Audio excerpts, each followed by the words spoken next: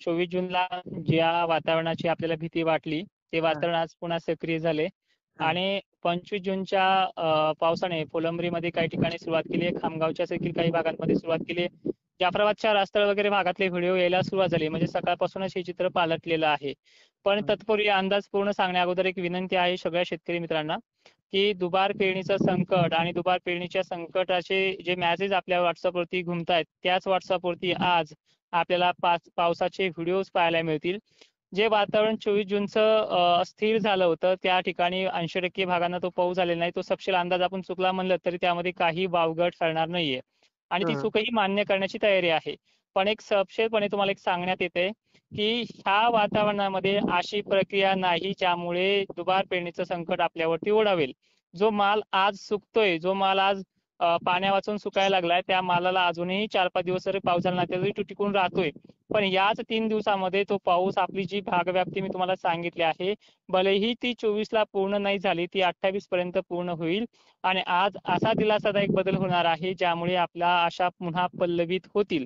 आणि सगळ्यात महत्वाचं एक सांगण्याचं येत आहे की गरमीची लेवल नाही, वाऱ्याचा जोर वाढतोय आणि पाऊस कसा येईल हा देखील आपला प्रश्न होता. या काळामध्ये 80 मायक्रॉन जी बाष्पकणांची जाडी आहे त्यामधनं धारा उतरत ही संख्या चालणार आहे. हे आपण कालही बोललो होतो पण तसं झालेलं नाहीये. पण आज मात्र बऱ्याच भागांमध्ये आपण पाहतोय, माझ्यापर्यंत जवळपास 50 ते 60 व्हिडिओ झालेत, एक त्या छत्रपती संभाजीनगर मधले आणि जालन्याच्या उत्तरेकडील भागांमध्ये, त्यात बुलढाण्याचाही समावेश आहे. त्यामुळे ही जी प्रक्रिया आहे ही दिवसेंदिवस चांगल्या पद्धतीने सुधरत जाईल आणि ज्यावेळेस बखाडीचं वातावरण असतं त्यावेळेस अशा प्रकार घडत नाहीत. बखाडी वाऱ्यामध्ये आपण 30 मे पासून ते जवळपास 11 जून पर्यंत जी बखाडी स्वरूप पाहिले ते बखाडी स्वरूप याच्यामध्ये नाही या मराठवाड्यामध्ये आणि विदर्भामध्ये. पूर्व विदर्भामध्ये पुढचे 5 दिवस चांगला आणि भागव्याप्ती 80चा पाऊस कालपासून जो सुरू झालाय त्यांच्या भागांना टेन्शन तर नाहीच. अकोला, अमरावती, चंद्रपूर, गोंदिया, भंडारा, यवतमाळ, वर्धा हे जे काही भाग आहेत, अकोल्याच्या भागांना आजही चांगला पाऊस असणार आहे. जालन्याची, बीडची, लातूरची ही कंडिशन ही काही भागांना कमी जरी असली तरी ही ऍक्टिव्हिटी 28 पर्यंत पूर्ण होईल. मात्र आज जालन्यामध्ये 25 जूनला जालना, हिंगोली, जे काही बुलढाणा जिल्हा आहे, छत्रपती संभाजीनगर आहे, परभणी आहे आणि नांदेडचे जे काही भाग आहे त्यांना मात्र आज दिलासा चांगला मिळणार आहे. 25 जूनच्या संध्याकाळपर्यंत ही कंडिशन सक्रिय होऊन जाईल आणि अजूनही वेळ जी आहे ती 28 पर्यंत ही व्याप्ती पूर्ण करेल असा अंदाज तुमच्या माध्यमातून देण्याचा प्रयत्न करतोय. आणि विशेष म्हणजे ज्या वेळेस हे वातावरण आपल्याला कमी वाटू लागेल, पिकांना अत्यंत गरज आहे, कृत्रिम पावसाच्या प्रयोगाची रेकॉर्डिंग तुमच्या मार्फत, तुमच्या चॅनलच्या मार्फत उद्या जाहीर केले जाईल. त्याचा प्रयोग कसा करायचा, काय करायचं, पण ती वेळ आपल्यावरती येणार नाहीये हे मात्र ह्या अंदाजामध्ये सांगण्याचा प्रयत्न करतोय. सर आता जुलै महिना आलाय, जुलै महिन्यात कसा पाऊस राहील बरं?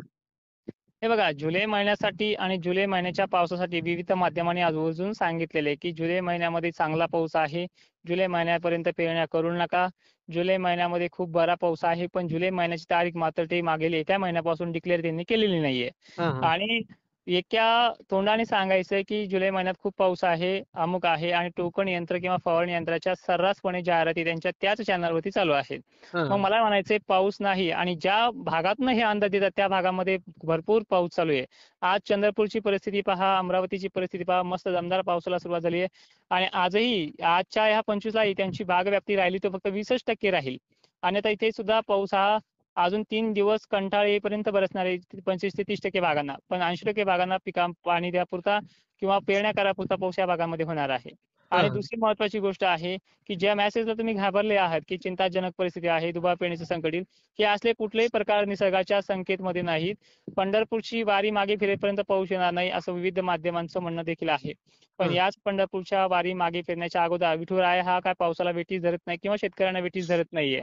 वारकरी संप्रदाय आपल्या भजनातून त्यांची सेवा करतोय आणि शेतकरी वर्ग आपलं अन्नधान्य पिकून देशसेवा करतोय. त्यामुळे सेवेचे प्रकार अलग अलग जरी असले तर मात्र श्रद्धा एकच आहे आणि याचा कुठलाही संबंध ह्या यशाशी जोडला जात नाही. आणि दुसरी महत्वाची गोष्ट अशी आहे की पावसाने आतापर्यंत 1972 पासून किंवा आजच्या तारखेपर्यंत दुबार पेरणीचं संकट हे आणलेलं नाहीये. त्यामुळे काळजी करू नका, निश्चिंत राहा आणि जे काही सल्ले तुम्हाला पाहायला मिळतात, आता जी तारीख आपण दिलेली आहे विविध मला वाटतं 19 तारखेलाच हा अंदाज दिलेला होता की 23-24 जूनच्या कालखंडामध्ये बरा पाऊस पडेल म्हणून. हो 23 जूनला बऱ्याच ठिकाणी चांगला पाऊस झालाय. 24 जूनला तो कमी झालाय. परत 25 तारखेला ऍक्टिव्हिटी वाढते. 1 आणि 2 दिवसाच्या फरकाने आपल्याला काही फरक पडणार नाहीये. निश्चिंत राहा. धीर देण्याचा प्रयत्न माझ्या माध्यमातून नेहमी चालू राहील आणि तो पाऊस ऍक्टिव्हिटी सुद्धा दाखवण्याचा प्रयत्न देखील करण्यात येईल. धन्यवाद.